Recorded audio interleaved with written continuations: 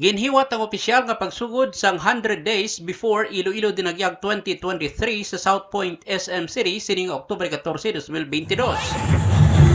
By the power vested in me as Vice Mayor, I hereby officially declare the 100-day countdown to Dinagyang Festival 2023 officially open.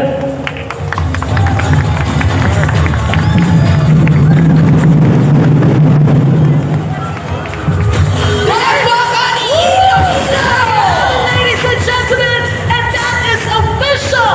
Our 100-day countdown to Iloilo Dinagyang Festival 2023! I am feeling more excited right now, partner!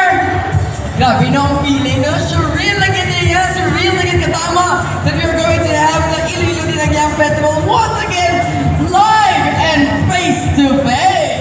Nahibaluan ng Iloilo Dinagyang Festival hiwaton sa Enero 13, tubtub 22, 2023. Matapos ang duha ka tuig nga wala nakahiwat sang face-to-face celebration sang Iloilo Dinagyang Festival, liwat nga makita nga excited na naman ang tanan tuhoy sa pagbalik sang grandest festival sa pungsod.